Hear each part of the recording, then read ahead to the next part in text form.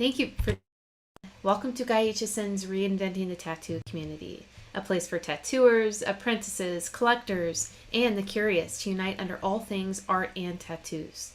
We encourage you to join in these live streams and real-world events where we offer a new option for connecting with each other to better your art, develop your skill set, and be with other like-minded artists. If you're new to our community, you can find us beaming out nearly every day. We've evolved into a quality network of amazing live and on-demand tattoo and art shows that are expanding all the time. Thank you to everyone joining us on YouTube or Facebook, and a special thanks to those of you who are listening to the podcast. Our event schedule and notifications can be found in our official Reinventing the Tattoo community.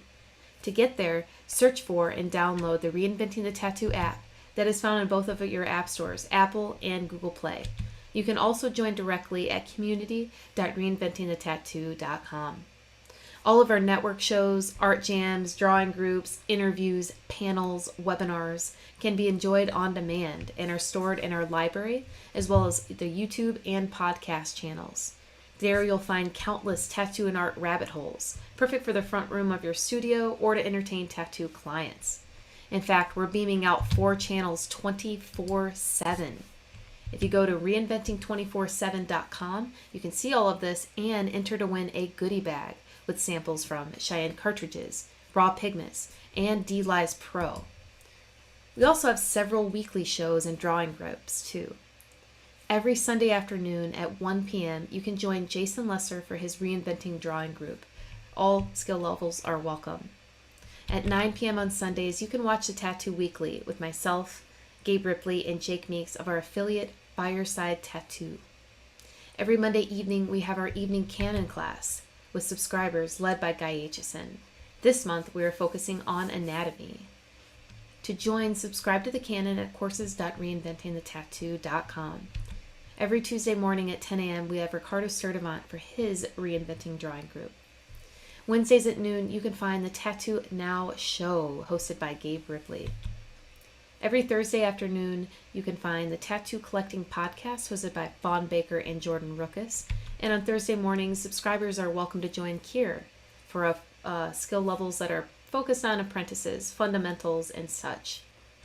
Now, there are several ways to support our show, and that is by checking out some of our upcoming pro development and on-demand shows. We've got stuff from Andre Malcolm, BJ Betts, Bob Tyrell, and others. Find all of this at courses.reinventingthetattoo.com. Of course, we mentioned this being a free community, and we want to say thank you to all of our sponsors for making that happen for us. We recommend checking out World Tattoo Events at worldtattooevents.com. They are the largest, most comprehensive resource for tattoo events worldwide. Lots of stuff is updating as conventions are rescheduling like crazy, so definitely remember to check them out. We also have inkjet stencils found at inkjetstencils.com. Now, print stencils from your mobile or computer. Save your time, hands, and apprentices' hands. Webinars and free samples are located on their website. We've also got Raw Pigments, an ink company that is tapping into the source with acrylic-free pigments that have really been impressing artists across the globe. You can find out more about them at rawpigments.co. We also have D-Lies Pro, known internationally as Dermalize Pro. Protect your art. If you're using saran wrap, watch videos of tattooers to see what it's all about at dermalizepro.com. Also, thank you to Tattoo Now, which is tattoo technology for tattooers. And of course, the founder and inspiration behind Reinventing the Tattoo, Guy Aitchison. You can find his Biomech Encyclopedia, DVDs, machines, paintings, and more at guyaitchison.com. We also want to say thank you to our affiliate Fireside Tattoo Network, the Apprenticeship Diaries, and ecofriendlytattoosupplies.com. Now, I know it's cool seeing us on the screen, but there, of course, are real-world events that are upcoming at the end of this year. October 3rd to 6th, the Paradise BYOB in Jiminy Peak, Massachusetts, will be webcasting shows live with tons of great content going on. As well as November 12th to 14th, you can find us in Belgium at the Brussels Tattoo Convention. Nick Baxter, Ivana, and Gabe will be doing seminars, beaming in an art jam, and a subscriber-exclusive meetups, as well as general ones. Next May 20th to 22nd, you can find us in Hell City July 8th to 10th, the Rock River Tattoo and Art Expo. There'll be a Reinventing track, artist, amazing venue. It's easy to get to from anywhere in the world. July 29th to 31st, 2022, the Rubber City Tattoo Invitational will be back with Tony Urbanek in Akron, Ohio. Now, if you guys missed that Paradise Tattoo Gathering, don't worry. Next October 20th to 23rd, the Paradise Tattoo Gathering will be back. Now, we welcome positive reviews on our channels and would love for you to follow us. But if you would like to host a Reinventing event or to sponsor our community, just send us an email to management@reinventingthetattoo.com. Now, I'm going to get out of here. I will be in the background reading off comments. I'll have my browser open to share inspirations and references. Let me know where you're beaming in from. Thanks to our growing crew of contributing artists, truly helping Reinventing reach more of the right people for the right reasons. Thank you for inspiring each other and everyone in our virtual Reinventing offices. All right. Good morning, everybody. Good morning, Ricardo. Jason, how's it going? Hey, what's up, Lauren? I'm doing pretty good. It's a pretty good morning so far. It's getting a little chilly around here, but that's okay. Yep, I've got my heater going up here. We're in the same neck of the woods, I guess, in the grand scheme. Pretty much. Yeah, for sure. It's like this whole area is like the frozen tundra of America, right? Yep. That whole central area. Yeah, I'm doing pretty good though. Thanks for the intro again. Got a pretty busy day today, so I think we might jump into a couple things right away. First of all, everyone who's tuning in, thank you so much for joining us. I know last week there were some comments in the YouTube, and I appreciate all of the kind words and the questions and everything like that. It's always fun to have some involvement, so you don't feel like you're talking to yourself sometimes, you know. And I do my best, like usually not to watch my videos and stuff like that. I just want it to kind of be fresh every time and not think about it too much and kind of talk about my feelings as they come up. And most of the time, these things are on my mind for the better part of the week. But sometimes, like this morning, it just kind of hits you whenever you're doing your thing. Like for me, I was at the gym this morning and boom, it just kind of comes in like some the wind calls to you, you know, tells you what to say. Sometimes, like Stephen King was talking about in one of his books. I think we've talked about a few different things as far as emotions that are related or tied into our art and stuff like that. I talk primarily on a lot of this stuff. And I know that some people have sent me private messages and say thank you for all this stuff like that. And so thank you very much for the compliments again. And today we're going to talk about the vulnerability in art. There's a couple different ways to approach this first. First of all, let's find out and talk about what vulnerability actually is. I have this definition down here somewhere. Let me see. Where the frick did it go? Let me find it in my folder. Oh, we can like give a real good definition of it. Vulnerability, the quality or state of being exposed to the possibility of being attacked or harmed either physically or emotionally. Emotionally is the part that we're talking about. A lot of times it is hard for us as artists to kind of expose ourselves. It's really always difficult to be the person that puts your work out there, especially when you don't feel super confident in it yourself to begin with. And sometimes we can believe that it's a weakness. It's to believe that feelings is like a weakness, like your paint, you know what I mean? Your drawings, your tattoos. But I can't tell you how important it has been this year for me to just open up. And I talk about that a lot. And I think that we'll go over a couple things that we can do and why it's important in our art to be vulnerable. For me, what I've recognized is that it allows this voice that we have. It's what separates us from each other, so to speak. And when we're still trying to be in a common kind of ground as artists and stuff like that and sharing information and things like that. But it kind of gives you your distinct style. It helps create, for me, a lot of atmosphere and mood sometimes in drawings or paintings that I'm doing. It invokes that emotion in people whenever they're seeing it, and they can kind of relate to it a little bit more. It's like, I don't know, I kind of think about it in the sense of when I'm listening to a song that I've been listening to since high school, and I hear it now, after some of the experiences that I've had and the things that I've seen or been through, and how much different the same lyrics that I've listened to since high school, which was a long time ago, how much more impact they might have now, and how different it kind of hits you, you know. And I think that's the realization for me, is that it's because you're becoming more open to that moment and more open to those feelings that have created that difference in opinion on the lyrics. It's a pretty awesome thing, and it's really hard to do. But if you guys can, I'd highly suggest that you can start giving it a try. And some of the good places to start are, we'll kind of go over those, like 4 steps, 4 ways to kind of do it. You know what I mean? According to some website called 4 Steps to Embrace Vulnerability. I was looking at this last night. Let's see here. So one of the steps is gain awareness. I think that's some very valid point. Understand yourself, be aware of what you're doing and how that affects your environment and yourself and the people around you. Realize that this attitude won't take you far. If it's a bad attitude, your fear is based on how much you care. That's the truth. This is the first step. And I think that comes into play with, and how I relate it to art, is that fear and anxiety of grabbing a new material, a new media, and giving it a go. It's so easy. Everything is so accessible right now on YouTube and stuff like that, where you can just type in how to anything and it'll pop up. And there's tons of resources for it. There's lots of different ways of doing it.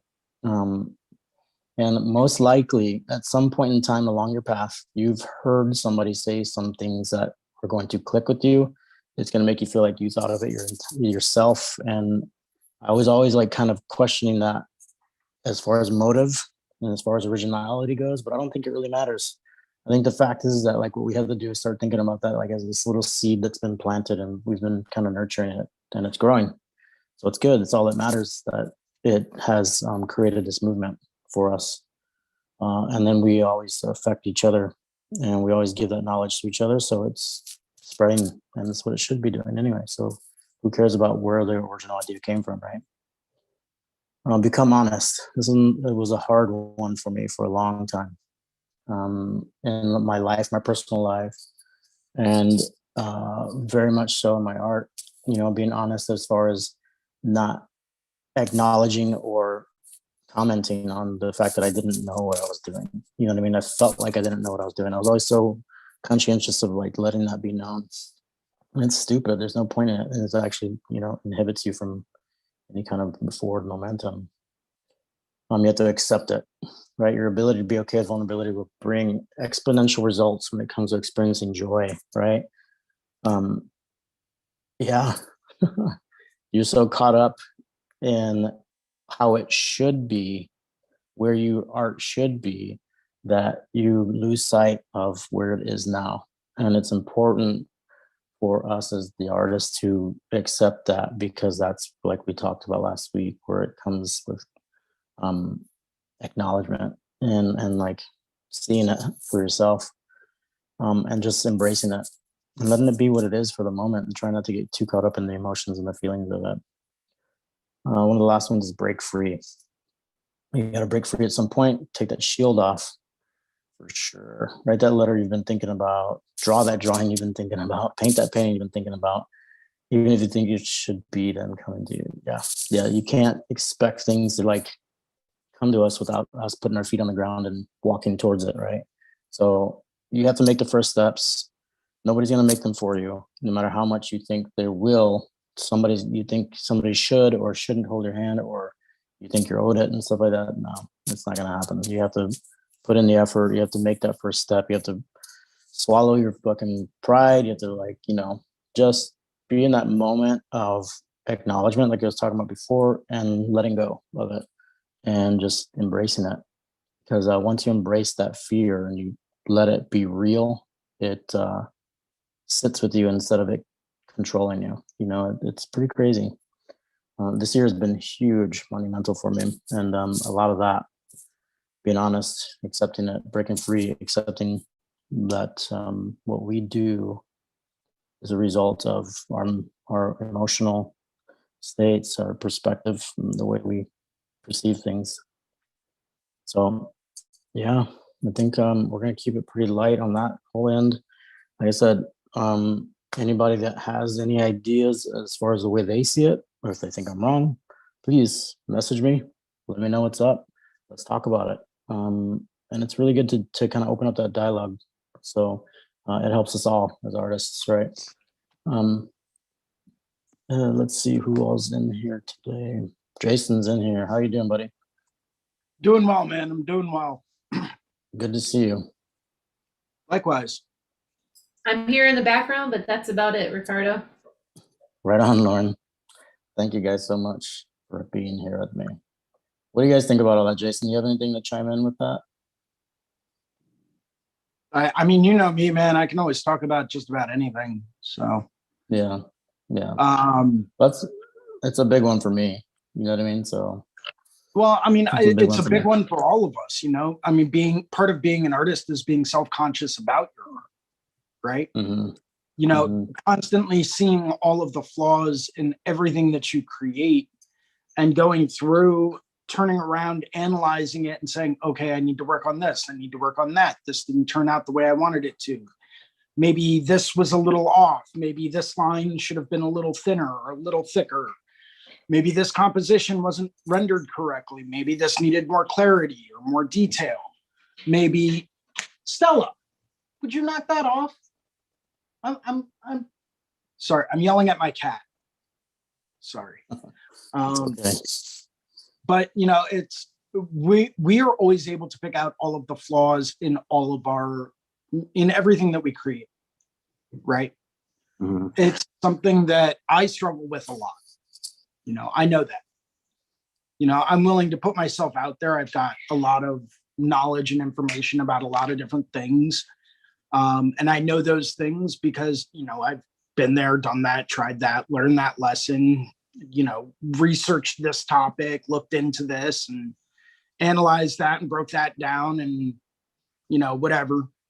You know, but no matter how much I look into things, when it comes down to my own artwork, my own tattoos, I always feel like there's always something I'm missing, you know? Yeah. And I don't post a whole lot on social media, but that's mostly just because I'm not about the social media. You know? Yeah. Like I've got a nice printed portfolio book with a lot of tattoos that I've done, both good and bad. You know, I've got a lot of prints that I have for sale. You know, but I always prefer to interact with people on a more personal basis as opposed to through social media. So I just don't really keep up with it too often. You know, I'll use it for inspirational purposes. If I hit a roadblock, if I'm looking for a new creative idea, you know, I'll use it for more as a resource than anything. But I don't actively post all the time. I don't actively, you know, create new stories. Well, maybe if it's a funny tattoo meme that I find, I'll post it. But beyond that, I don't really post a whole lot. And it's not because I'm self-conscious of it. It's because I'm just not really into the whole social media thing. It's just not something that I don't want to be social media famous. And then when it comes down to it, not be able to put out a quality product.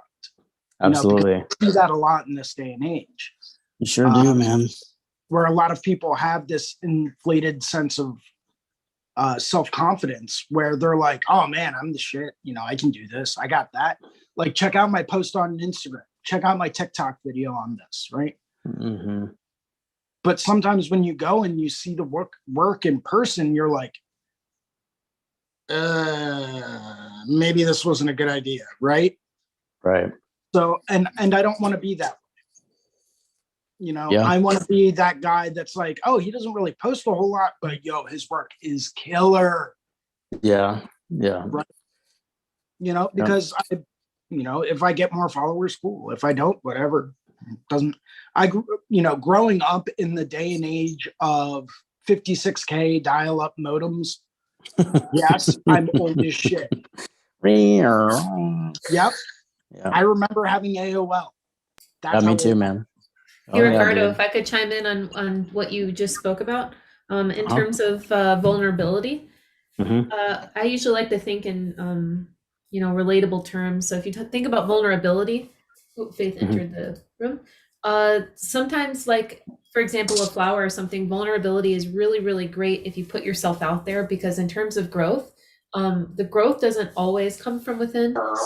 Sometimes you need others to grow, like the sun. A flower needs a sun for those Yeah. processes to happen. And so, putting yourself out there and being vulnerable, like putting yourself out there as far as you can possibly go with your hands to the sky, like open. That's Yep. where that's where the biggest growth can come from with other people. Whether that sun for you is another artist, another medium, something that sparks your creativity. Yeah, that's exactly it. You know what I mean? I mean, that's, let's see. So that brings up the idea of comparison, even. You know what I mean? Who was it? Lao Tzu, one, how does it go? Shit. Care about people's approval and you will always be their prisoner. You always be the prisoner of people's approval, right?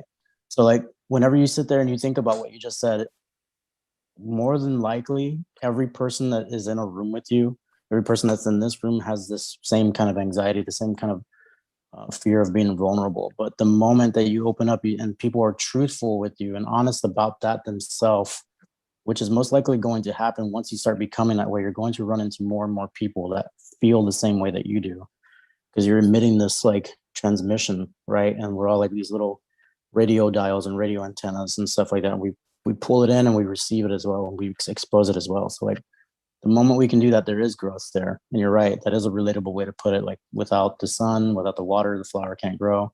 You know, that whole analogy of like, flowers grow from shit. You know what I mean? Like it's true. Like every bad thing that has happened, we all have those moments and we've all grown from that at some point in time. So to touch on the topic that you brought up, Lauren, that relatable kind of idea, yes, I agree with you, because there is growth there, and you can start feeling more comfortable about it once people start being honest about theirs as well. It's like a chain reaction, right?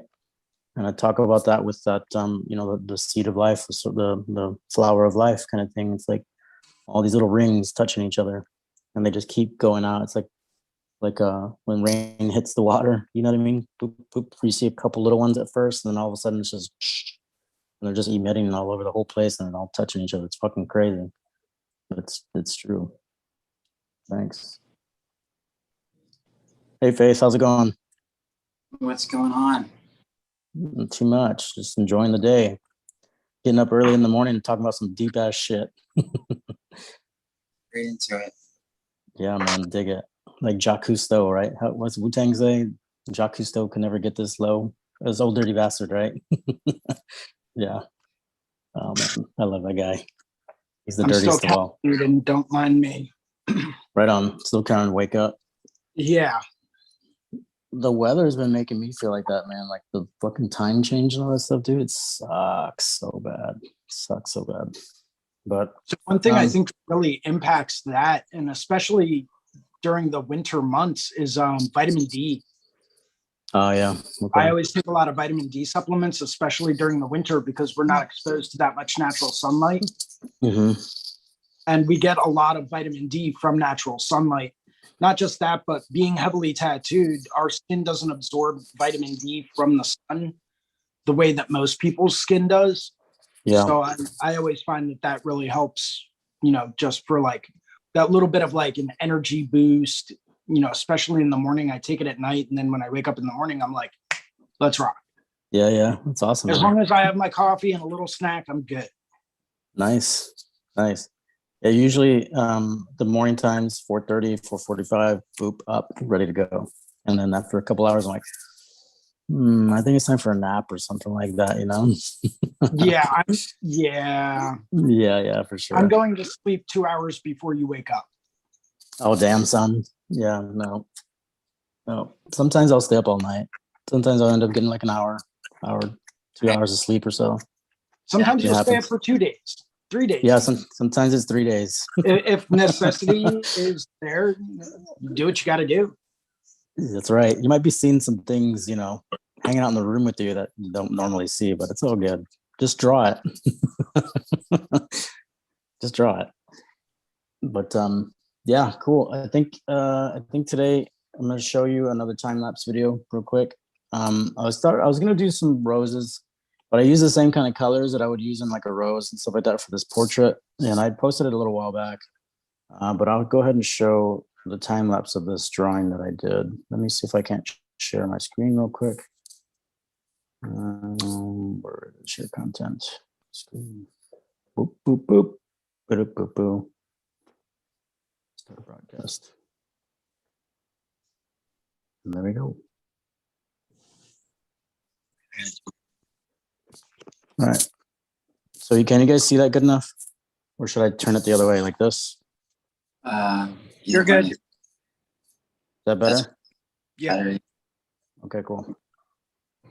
All right. So I had started this a while back in one of the other classes when I was first starting to show like this method of using 3 tonal values and recognizing light and darks, the way light hits a shape and turns it into a form. So I'll go ahead and play the replay on this one, and I'll kind of slow it down a little bit too. So here you can see we're going to go through a couple different methods here on how to acknowledge this shape and these faces and proportions. So here I start doing some plot points. What I'm doing here is I'm going ahead and let me rewind it. Oh, shoot. Okay, so here's some plot points or anchors or, anything you want to call them. All I'm doing is going through and picking out what I see as like the most recognizable landmark or mile marker as far as recognizing the relationships of these simple shapes that are next to each other and where they belong in complement with each other to kind of help with this image. That helps out quite a bit. This is a little bit more time consuming, and this is a good way to do like oil paintings and stuff like that whenever you start approaching more realistic things, especially if you're not using a carbon paper to transfer the image or anything like that. This is a good way to do it with these little plot points. Another way that I do it again, of course, is I start recognizing even more basic simple shapes like this giant ass triangle, and where the bottom of this image that I want it to stop at is down here at the bottom with that bottom yellow line. More simple shapes. You can see how much more simple this actually is. This is kind of the way that I go with it quite a bit. And I'll start kind of turning them into like these simple geometric kind of shapes inside of those bigger shapes, angles, intersecting lines, where everything is in relationship to each other. This helps me out tremendously. It helps me out with character. It helps me out with the actual way of breaking down all these little variations in tonal values. It eliminates all of those ideas, and it helps me relax and focus on the overall image that I'm trying to replicate. Again, here's another way of doing more focal point or more plot points. I'm gonna let it go just a little bit.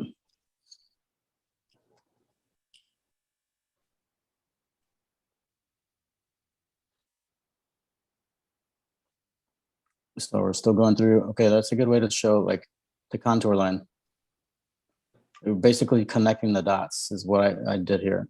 I showed like you take away the image and you have that basic shape and you start connecting the dots on it and you can see the contour line. That helps out a lot with the overall image as well. There we go. I'm gonna do this. I'm gonna go ahead and play it all the way through and let you see like the charcoal kind of rendering of it first. Again, right there. Simple gestures. Not everything is right at this point. There's a lot of flaws already, but I'm covering space. I'm recognizing the darker values against the medium values to the light values. It's going to help me with placement once I start refining and fine tuning this image. Somebody else in here? Yep, Kira just came in. What up, Kier? So here we go with some of the 3 values of red. All I do is I go through and I lay down that foundational color. It's very washed out, very thin. This is in effect the same as when you would kind of use paint thinner to kind of make the surface of a canvas or the board that you're going to paint. And when it comes to oil paintings, this is to get it wet so you can kind of move around that real thin light coat of paint, that first foundational kind of area. Again, I'm just recognizing the shapes. I'm recognizing the placement of the tonal values. And then you can see I start kind of, as I'm going, I'm erasing some of those highlighted areas to kind of create that anchor point for myself so I know where about things should be. This is a much faster process rather than doing all your line work, focusing on lines and things like that. It's much easier to kind of push around. Literally, when you're oil painting, you're pushing a paint around. You can even do it with acrylics.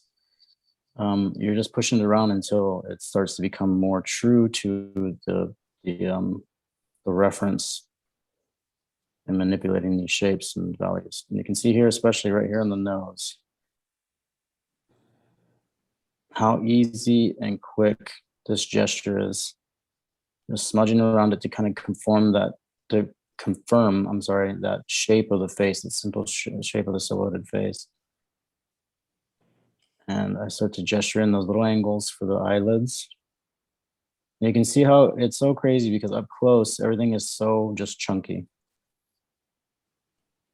There we go. That's one of my favorite parts. For some reason, that little bit, that little line that just crosses over and follows the shape of the bottom part of the eyelid towards the back of the socket, more towards the high part of the cheek.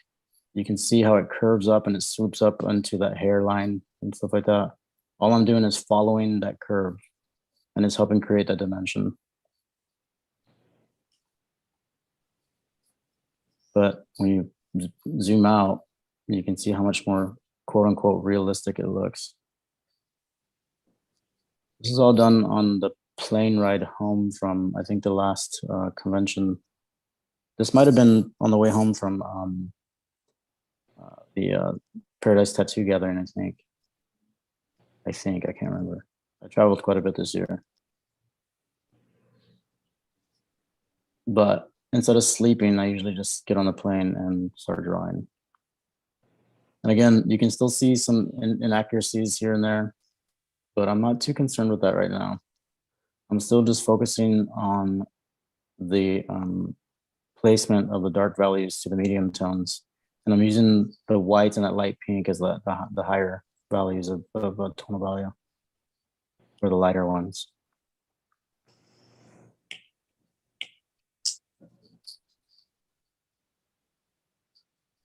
Again, I'm still just gesturing everything in. I'm keeping my reference up for now. And in a little bit, I'll just get rid of it entirely. Once I feel a little bit more comfortable and confident in the placement of everything.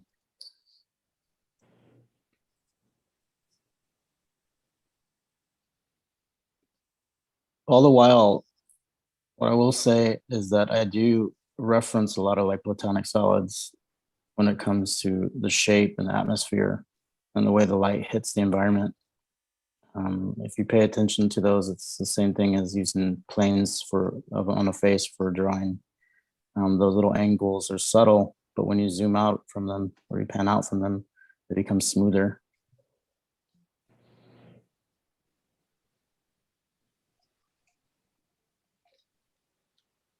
Like the dodecahedron. Dodecahedron! He is a mythical creature that lives in art.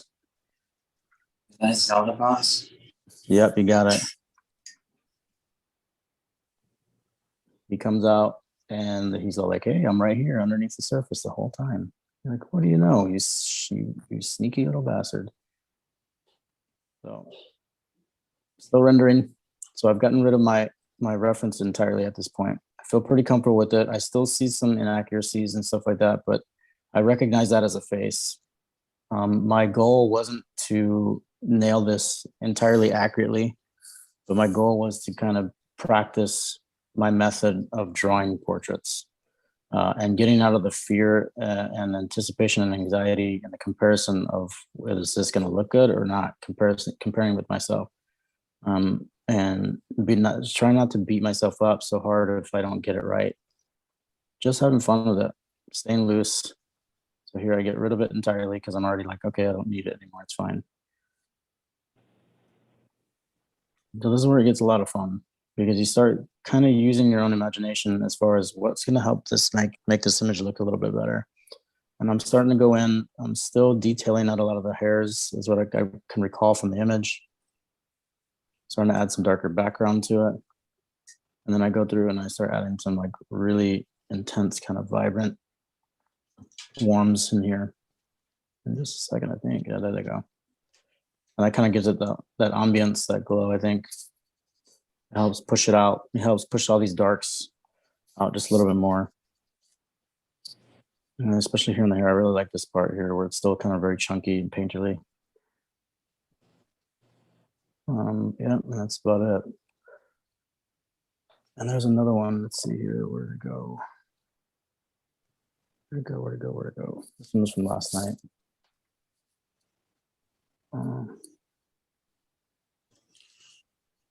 But I was showing here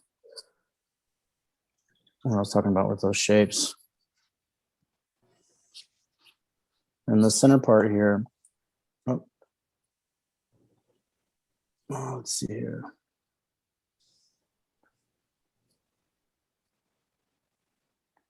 And this center part right here, again, it's that shape that I like to use, that geometric tree of life.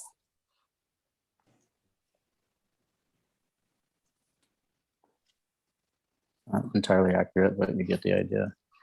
Intersecting angles.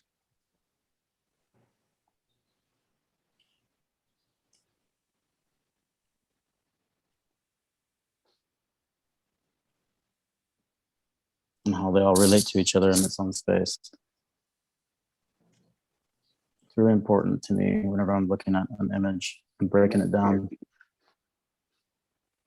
So this one was from last night. This one was pretty fun. And we're working on peonies, and I think it was bright or soft but bold was the topic last night in guys' class. A lot of fun doing this one. And as you can see, everything's very gestural. As I start to zoom back out, it starts to become a little bit more realistic. And I didn't do this yet, but let's try this real quick. Replicate this. And we'll drop the value out. This is one that Jason's always talking about quite a bit, and it actually helps out a lot. And Jason, if you're there, you can let us know what this is called again. Desaturation. Yep. When in doubt, black and gray When in it doubt, out, right? desaturate. When in doubt, gray it out. Yep. So you can still see everything. I think that's the point of that method that Jason's talking about right now is being able to see if you can still recognize all the shapes and if there's too much darks in it, if it needs to be lightened up in areas or it needs to be brightened up in areas. And this is a good way to do it. And this is why I always say, go back to like, even if you're doing a color portrait or color realism, always desaturate it first. Have one sitting across the room from you, have one in front of you. It'll help out quite a bit. And it'll help you see the tattoo that you're doing a little bit from a different perspective. And it helps with that, like, I don't know, the character, I think, is what it is that we lose a lot of the times. You know, we're so focused on capturing all the realistic details. And we've seen all these tattoos that are just, man, impossibly real looking, dude. I can't tell you how many times I've looked at people's portraits or people's portfolios that do portrait realism. I'm like, what in the hell? How did you do this, dude? There's one guy, when was it? Like 3 years ago, I think. Maybe 4 or 5 years ago. I'm in St. Louis at this tattoo convention, and I'm looking at his portfolio, and it's just one after another, just like boom, boom, boom, flawless, flawless, flawless. I'm like, how long you been tattooing, man? Like, about 4 years. I'm like, fuck. But, you know, when he sat there and broke it down, you could really see the acknowledgement of these values and the acknowledgement of like these simple shapes and things like that, and how well he has an understanding of that. And it's really important to start capturing that, I think. For me, it's like a struggle all the time for me too. Always just practicing, drawing, right? Draw as much as possible. And when you think you've drawn enough, draw some more. Draw some more, exactly. Hey, have you been working on that oil painting anymore? It's actually what I'm working on right now. Can we see it? Sure. That'd be awesome, man. Thanks. I don't know if we can share your screens. Let's see. I just wanted to say good morning. I didn't want to interrupt you, but hello. Hey, good morning. How's it going? Good.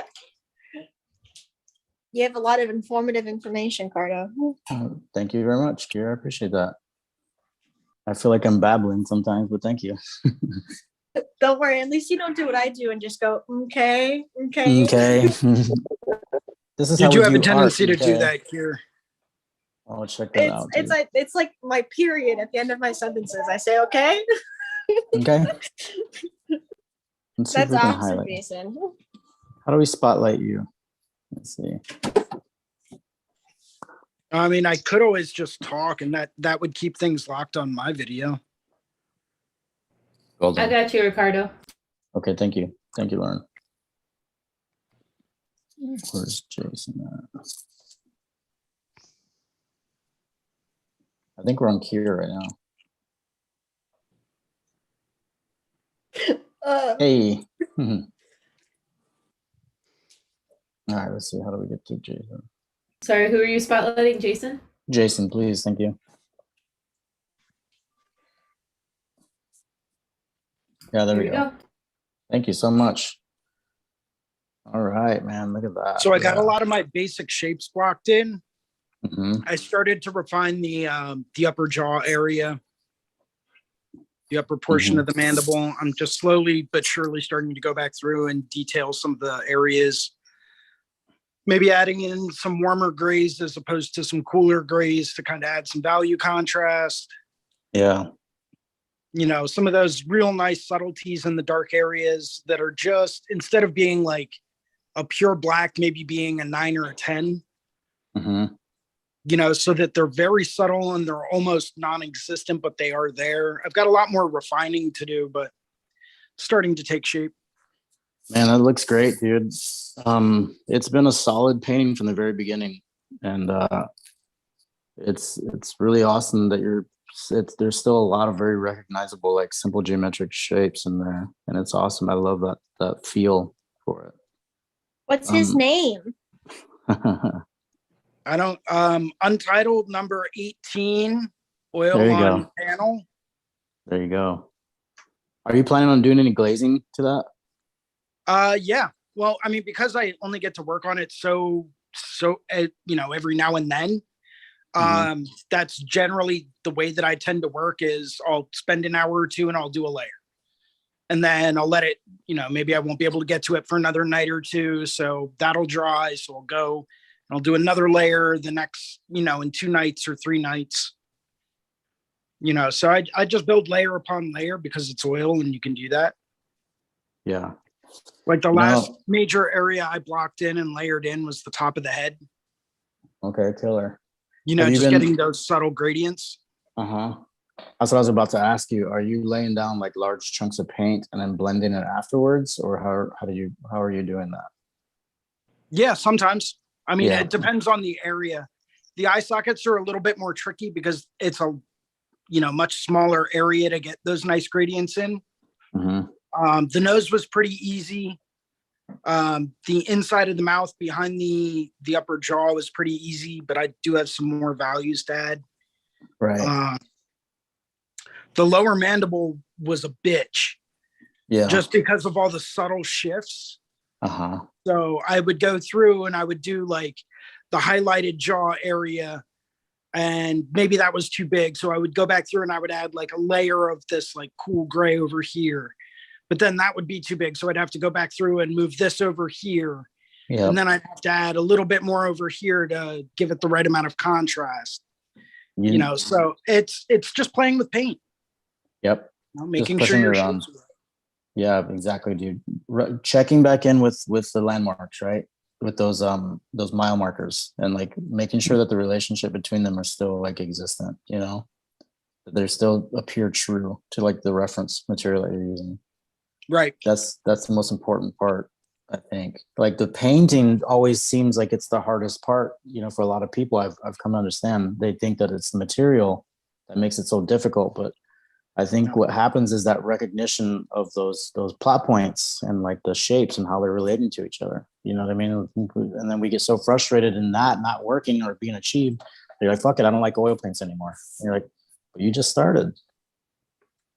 Yeah, a lot of times it's not the application of the media, it's the actual subject matter that people struggle with. Yeah, the subject matter and recognizing it, right? Right, exactly. And especially with something like a skull, because there's so many angles on that. Like that mandible, the bottom part of the mandible, dude. I think I don't know if you plan on glazing that at all, man, but you know it'd be awesome in this like 2 or 3 step process with glazing is to do like that yellowish, bright white, yellowish orange first, and then do like a soft magenta over that. You know what I mean? To kind of give that glow from behind that, from the back part underneath the skull itself. You know what I mean? That'd be pretty fucking cool. And with all that black and gray stuff there, so it would like really complement it really well. And it helped turn that shape of that mandible down the bottom. I think, you know what I mean? I think it'd look cool. Or some effect like that would be awesome. Yeah, I mean, I'm just kind of blocking in my dark and light values right now. I haven't even started playing with color yet. Yeah.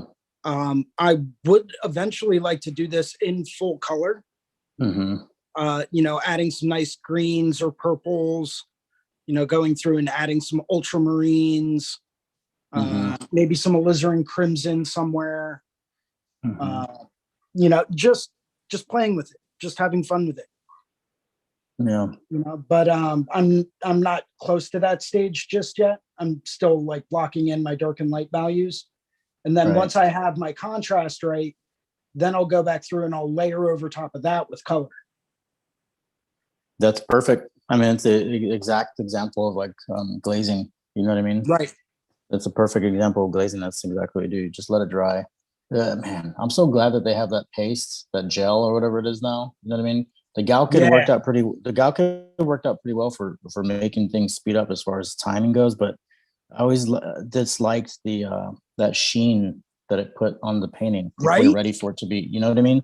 Like it was always like this high gloss to the areas that you wanted to speed up the drying on, and it kind of sucks because like then sometimes that overall end varnish kind of seemed uneven. You know, like you could see higher points and shit almost even. But that's cool because that paste seems to work out really well at gel or whatever it is. Yeah, the solvent-free gel. That's the one. Yeah, dude. If you guys get a chance and you're gonna start messing around with some oils, make sure and pick that thing up. It speeds up the drying process without adding that nice gloss coat to it, which I'm not a fan of gloss finishes. Yes, I'm not. I don't like my stuff to be glossy. I like it to be very matte. I find that sometimes, especially in like a museum or a gallery setting, when you're looking at something that's just so glossy that it just reflects all of the lighting, it's almost distracting and it doesn't allow you to actually see the whole image at one time. Exactly. And you have to stand at just the right area depending on where the light's at too, right? Yeah, and it sucks. Like everybody likes shiny things though. You know what I mean? Like I remember I watched this Jeff Gogway painting video a while back. He's like, you put a high gloss on it. Everybody loves shiny things. I'm like, that's true. But you still see a lot of that shine more than anything else, you know? Right. Yeah. And I want people to be attracted to the art, not the shine. Right, exactly, man. Exactly. Yeah. Here's a skull I did a while back. Let me see if we can see this little fucker. Oh, hell yeah. Jason was here. He saw this one. Fuck yeah, bud. Fuck 2010, I think. Yeah, 2010. That was a fun one. I've been working on this other painting. Let me see if I can get you guys over here to see it. I rearranged the shop again. I can't settle, dude. I don't know why, but there you go. Moving on this little dude, this Buddha bender. Nice. Yeah, I put a couple more hours into it the other day. It's been a lot of fun. I'm trying to get the beer bottle. That's going to be a struggle for me to get the beer bottle and the cigar to come through. And he has like these weird little like cigar shaped fingers, and there's only 3 of them. So that's going to be a little bit of a challenge getting the front end of that cylinder and the curved form of the cylinder and stuff like that down. And A lot of fun though, and you can see everything around it. There's a lot like those drawings I was showing on the iPad. Everything's very chunky. There's no real concern for me as far as like the edging or anything like that yet. I'm just focusing on one little thing at a time, and so far I've been focusing on the bowl, the wooden bowl, and him sitting inside of it. So, Buddha Bender. Of all the people to be a Buddha, it's definitely Bender for sure. The wise bender. The wise Bender once said, "Bite my shiny metal ass," right? Right. Mm-hmm. Yeah. Faith, what you working on? The ugliest sunflower that's ever existed. Why is that? I don't know. I'm trying the flat brush. Oh, the flat brush. It feels a little loose. I thought like it's very. I thought it would be flatter. it has a tendency to overlap itself, right? And get anxious with that at first. But you can always use your blending tool whenever you have those issues too, or like the smudge tool. That's what I like. I always go between the flat brush and that blender, and it reminds me a lot of charcoal drawing or painting, where like Jason was talking about, setting down a large chunk of paint and then kind of blending it into its environment. That's awesome.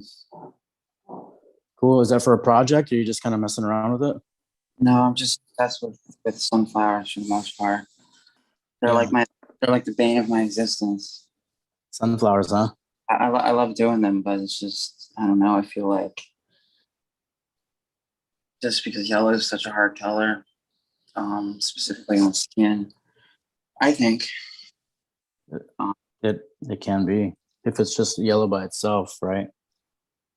Just in general, that area of the spectrum between like golden yellow and like where that highlighter volt kind of a color is. Yeah, I feel that. And just pulling it into the middle a little bit just to get it to not like disappear. So you have to that, and then just in general, getting it into the skin right, the right values, right from the get-go. Right.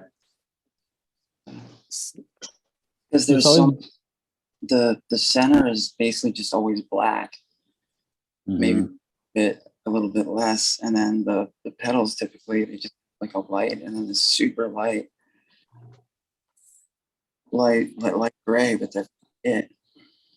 But and I know you did watch the drawing video that you did where you kind of outline on the top and use the shapes, and that works.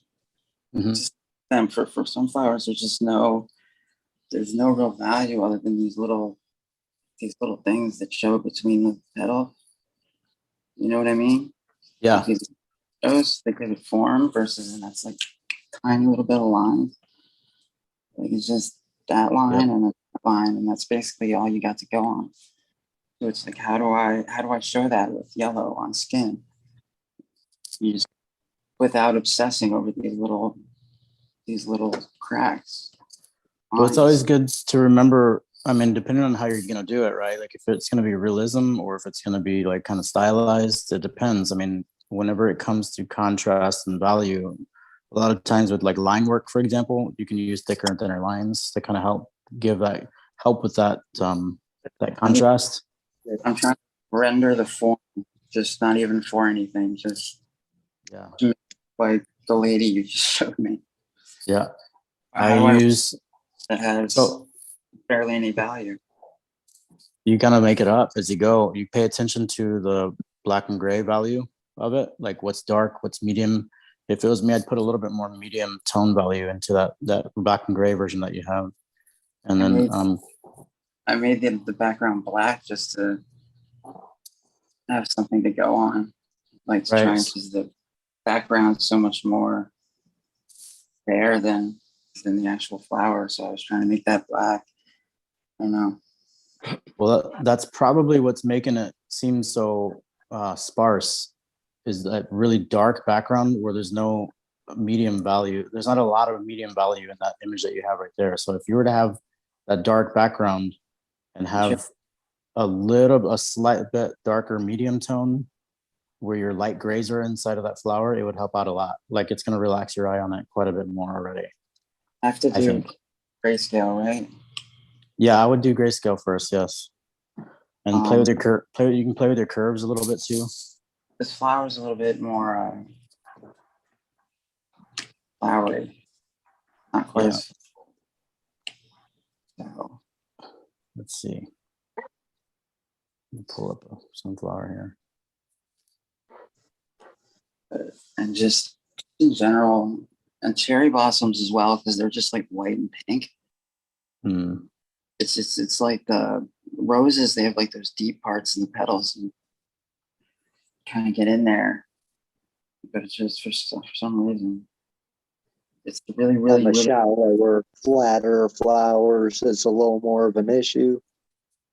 it's more, it's not even flat, it's the really, really, really light, like yellows and light pink. It's really light values where there's just these subtle shifts. Yeah. But then I see people tattooing them and they're like high contrast, you know. Well, but it's like one of the rule of thumbs for tattooing is, I guess you can say that, I don't know. One of the rules for tattooing is anytime you see a color, you want to bump up the contrast by like, I don't know, 2 or 3 for sure. Yeah. 30% more black. 30% more black. Yep. When you think 30 there's enough black, you add 30% more. Yep. Especially with color tattoos, you want to take every color you see in the photo and just bump it up. That's why it's always good to have a black and gray version rendered in your Procreate, and also another version that you've taken your curves and just maxed them up a little bit more. So just everything darker across the board. Yeah, darker and like just a little more intense, I guess was the right way to describe it, right?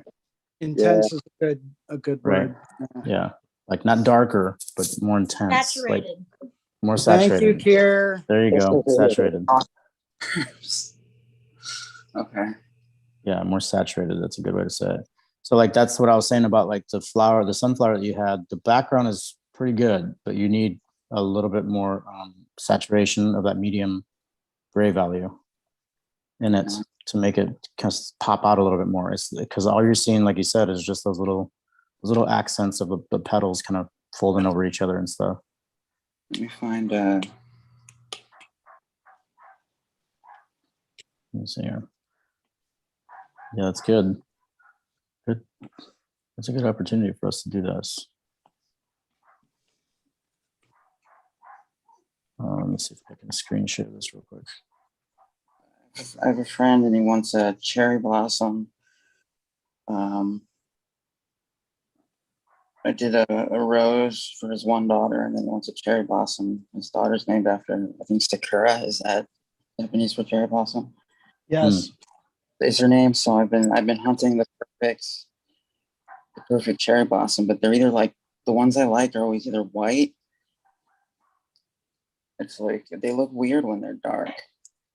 Like as far as, hang on.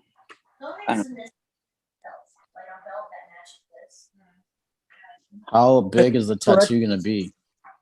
I mean, that's really up to me. It's kind of like. So correct me if I'm wrong here, but I was always taught that the trick to making things look lighter is to darken everything else. Yeah. Yeah. Because then by default, you can't help but see it as a lighter value. That's the brightest thing around. That's like when I did this dove the other day, and I used these muted like gray blues. I think it's actually, let me see which one it is. It's the what color is it from Raw? It's the the cool gray number 2, and then the cool gray number 3 is what I used from Raw on it. And she was like, "Why are you using that dark of a blue and the white dove?" I was like, "Just relax." Like, chill out. It's gonna be okay, I promise you. And when we were done, she stood up and looked, and we're done. She stood up and looked at it in the mirror. And she's like, "Oh my God, it looks white." I was like, "Exactly, because it's just an illusion. It's a perceived notion that you're looking at white." So you're like, to touch on what Jason is saying, is it is darker. You've taken those gray values that you usually see in the form and the shape, and you're just intensifying it. You're adding more saturation to it. And those tattoos that you're seeing that look so vibrant and solid is because that's exactly what they're doing. They're taking the color that they recognize, and it's always perceived differently for everybody. Like even Guy, when he's on his classes, talks about the black and gray issue, like being able to see in color versus not being able to see in color. And so you recognize it, your brain recognizes it differently than each one of us do. We all have these different, even as our eyes age, the colors change on us a little bit, you know? So here, you've talked about this quite a bit, actually, haven't you? You and Jason both have talked about this. Yeah, I mean, like, I don't know, when I did that ramen noodle bowl thing on that guy with like really olivey skin, I didn't use like any yellow whatsoever for the noodles. I used like the yellow ochre from Raw because it has like a green undertone to it. And then you can mess with the values that way and just make the viewer think that there's yellow, but really it's like 95% green. So that stays in the body longer. Yeah, exactly. And it's nice because if you use like, I don't know, like a yellow or like a red even, you can use the complementary color for the shadows and it would still make sense no matter what it is. That's the word that I was looking for. That's perfect way to, yeah, perfect. Because like the shadows in the black and gray version has to become something complementary to like the yellow you're using. So like what, like a brown or like a even a lot of lavender sometimes could work out pretty well. Or like a yellow, hell yeah. Yeah. I love using purple and yellow. Yeah, I always add a little bit of ochre to it, or like a deep brown to it. You know what I mean? Something more towards, not necessarily. I guess how would that be here? Like more towards the black. Value. Yeah, more towards the black or brown. Yeah, rather than the red. Rather than the reds, because you don't want it to be overpoweringly warm. You want it to like appear like there's depth to it. So you would use that darker brown, and then you would add those like more red browns to it to kind of show that higher part of the form. So that could help out a lot too, Faith. Yeah, just don't think that just because you see yellow, that's all you have to use. It can be alarming for sure, but don't be distracted by what you see versus what is there. Yeah. Well, it comes down to the base concept of, work with what you see, not what you think you see. Exactly. Yeah. Because I might be looking at yellow petals on a sunflower, but what I might be seeing is burnt orange. I might be seeing some raw umbers. I might be seeing a little bit of canary yellow, but maybe it's more of like a yellow white mixture for some of the highlights. You might be seeing more of like an orange yellow in certain spots. So really going through, and then purple yellow, a neutralized yellow for some of the shadows.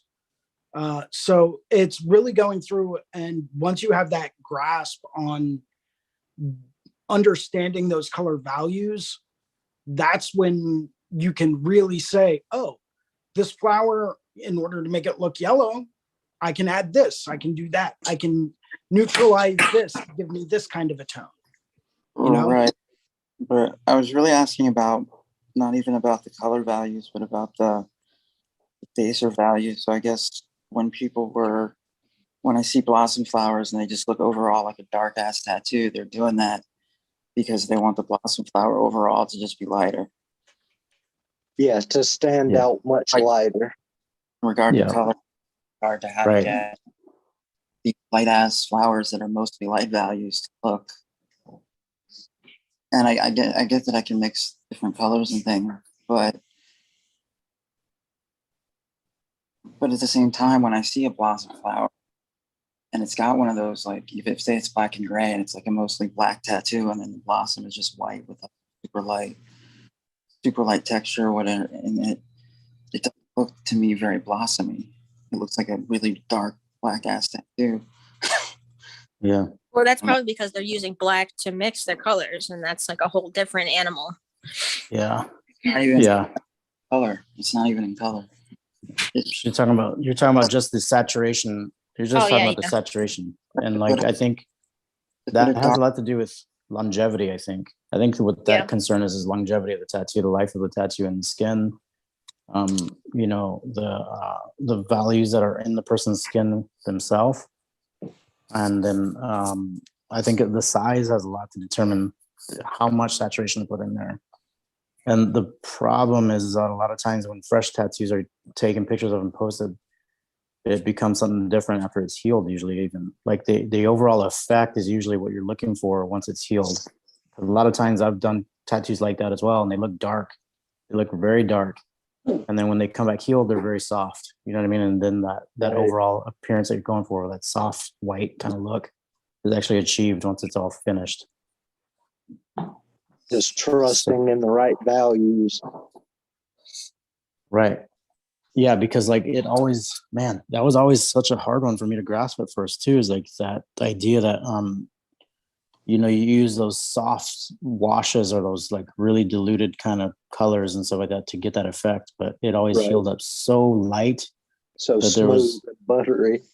They can be, yeah, but that's when you have to add a little bit more contrast, a little bit more saturation. So I think But I'm trying to achieve, create a tattoo that looks soft and light, but that's very hard to do. So you gotta add the contrast and the darks and the blacks to have that.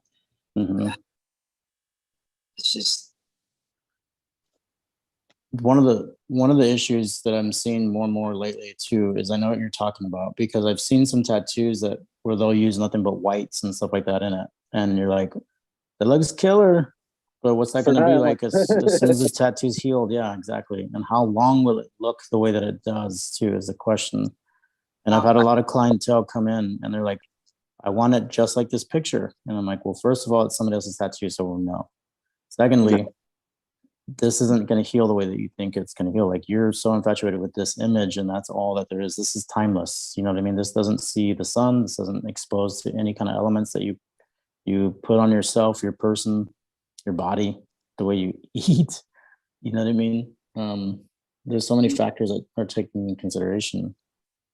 I think sometimes that might be it too, is like you see these tattoos with like these super soft tattoos, but how well is that going to hold up is the question. I guess the best thing to do is find some people that are friends with you, and you talk to them about it, and you want to, do some tattooing and do some experimenting with them. There's a lot of people that will let you do that. I have a friend who's into anime, so she's using all pastels. You know what I mean? Yes, I do. And so she's asking me about those, and I don't know anything about them, but that's gotta, like,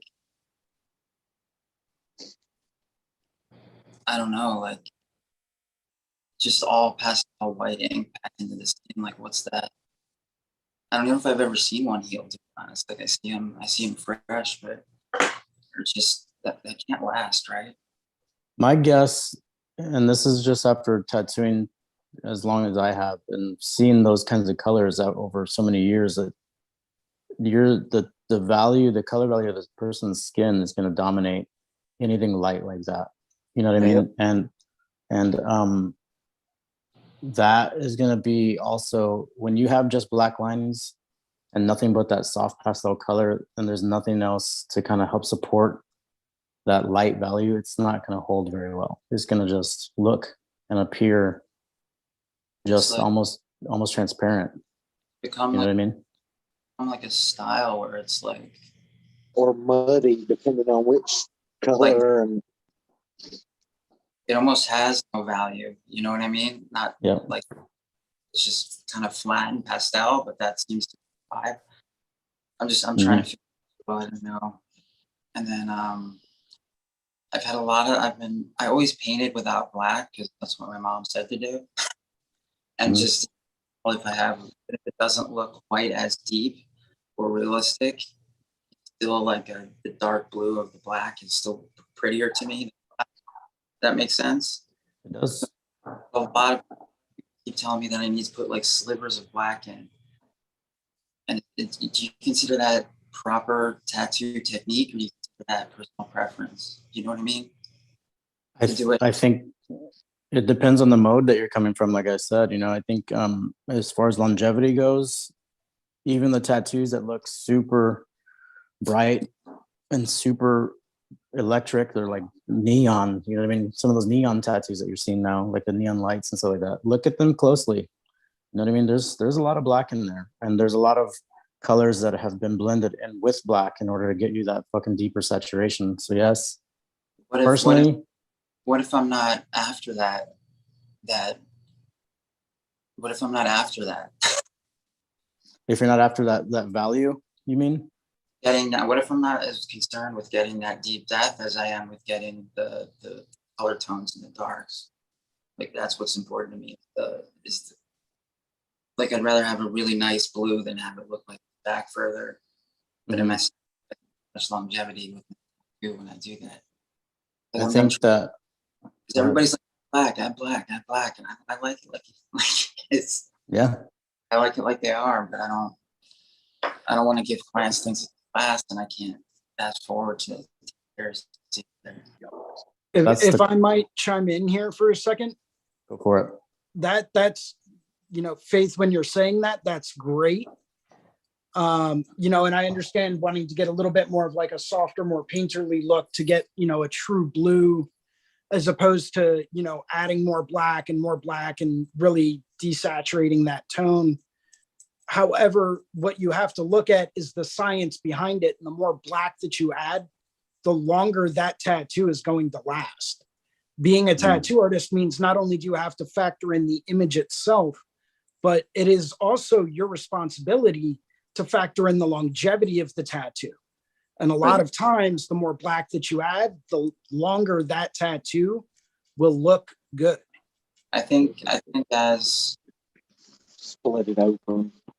and mean different things to different people. Mhm. I don't necessarily think that the years versus last time, depending on. I think the artwork can sometimes be.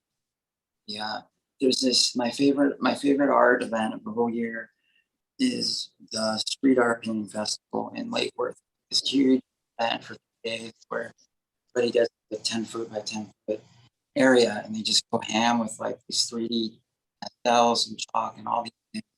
And artists gather from like all over the country and get sponsored, and they come down and they do this. And it doesn't matter if it rains all over it, they do it again. It doesn't matter if it lasts a day or two. And then after a couple of days of viewing it over they just, and it's the non-permanence of it.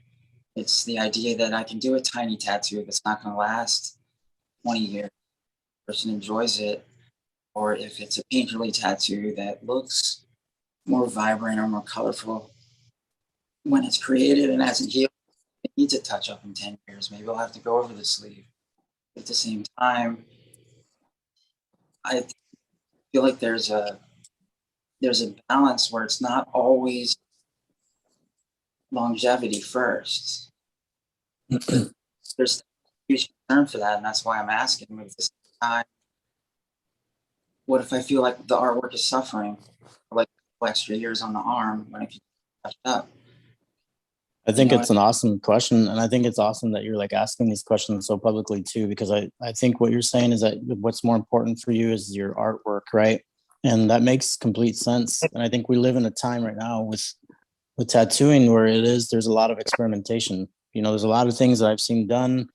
Some of these realistic tattoos with these like lighter tones. I know Kieran sent me this portrait a little while back of this tattoo, and I was like, man, that looks so fucking awesome. But there was a lot of like those pastel colors and stuff like that you're talking about in it. And with the blacks in the places where I thought they could have used blacks, it definitely wouldn't have had the same effect. And you're right. The question is that if you're comfortable with it and it's something that you talk to your client about, you know what I mean, then I think that there's nothing wrong with it. And I think if people are coming to you because that's the look that they like, then more power to you. You know what I mean? But I also agree with Jason at the same time, where my mode and mentality has been making artwork around that idea of the longevity. But what if, I don't know, I think maybe I need to experiment with like, I don't know, like there's some colors that really have like black undertones and like raw, and they have that midnight black that I haven't tried yet. It's black. So maybe I just need like a softer black that I can use that has blue in it. Maybe that I can get that, but I just have to, I hate to lose all that. I don't know.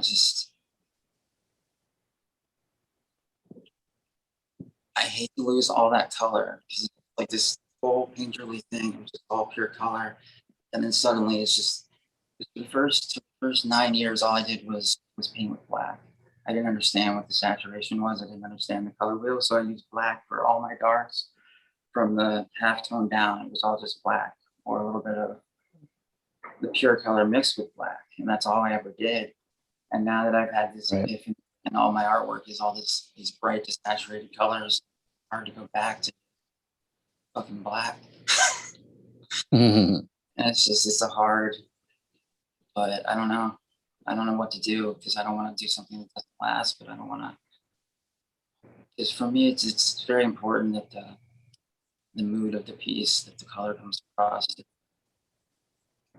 that it makes you feel. Yeah, for sure. Well, I think that you're talking about some, avenues that some people do go down and stay on, and some people go down and then they come back to a different kind of sense of their tattooing and their style and like where they put their blacks and how much black they're using and stuff like that. I think that like I said, again, like if you have clientele that's comfortable with it, I think it's awesome of you to go ahead and like try that out and see where you can take it. Because who knows, maybe you can take it some places that none of us really thought about. You know what I mean? And that's the cool thing about like this question that you're asking is like it's a solid question. A lot of people ask it a lot. Like a lot of the people that I've trained how to tattoo, they have wanted to create some of these softer images, and I've always tried to tell them the same thing that I'll tell you is like, you can achieve that effect. You can achieve that softer feel. There's a lady that Jason brought up on one of his classes with those pastel watercolor tattoos. Jason, do you remember her name?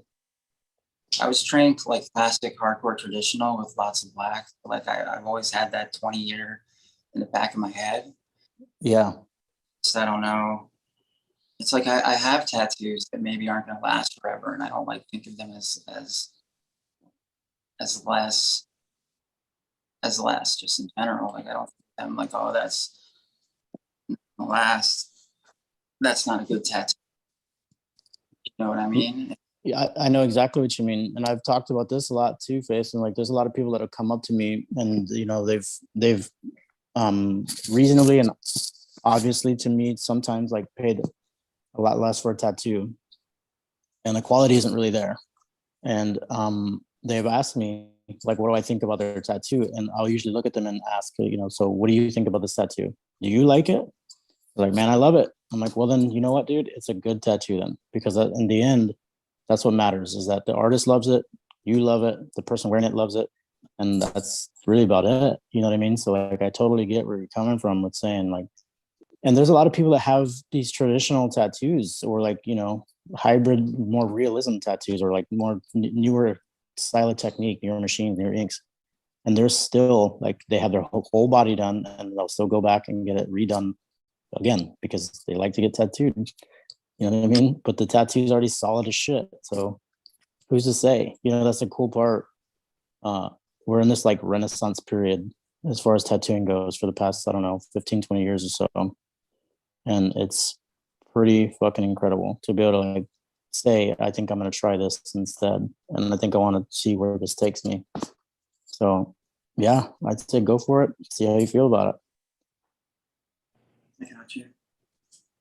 Yeah. it. And then like, as far as how to do it, I think if you're going to use it straight from the bottle, that's one of the ways that you can probably do it. I know that I have a lot of colors now that I love them the way they look straight out of the bottle, but I always kind of mix them back and forth to kind of achieve that illusion of like white, or achieve that illusion of yellow. You know what I mean? Because it's not just straight yellow, like you said.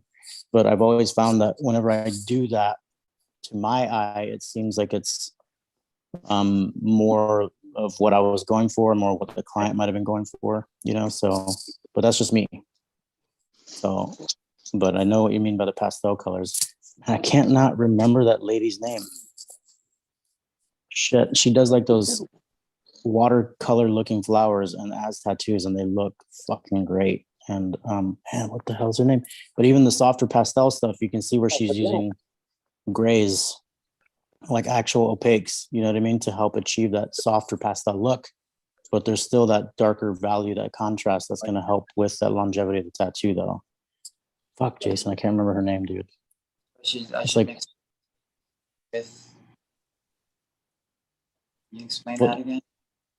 Well, she was using opaque grays, you know, so like from a dark value to a lighter value. So like the black and white mixed together. But that's she instead of what? Instead of pastel. Well, Like that's for- what helped. That's what was helping achieve that pastel look, was that she was still implementing black for like line work, and even some of the flowers that she had and some of the overlapping areas and some of the tucked away spots, they still have these corners or edges of black, but then she's using these opaques to kind of mix them with her colors to give it this softer feel. So I would take You know what I mean? like a pink pastel and I would add a light opaque to it. I think I would add a light opaque with some lavender to it, So, and I think that would help you. so instead of And using then the like pink itself. got it. Yeah, I never would. Yeah, You think that's I think I would use straight pink, and then like the medium to light opaque gray, and then some lavender, like some light lavender, and that would help you achieve. And then I don't pre-mix in the bottles. I usually just go back and forth between the caps, and it's about the amount of time that you hang your needles into the caps. So 1 second, 2 seconds, and I don't really count it. It's just like a feel kind of thing, and you can look at it in your tube. Right. So I've yeah. never- Oh, that's cool. Try Yeah. that. Give it a go. See what you think. But I think what ultimately is going to happen is that you're going to find that you're not using those straight colors still. Like that's the thing. You're still using what we were talking about, which is a darker value to kind of achieve that effect that you're looking for.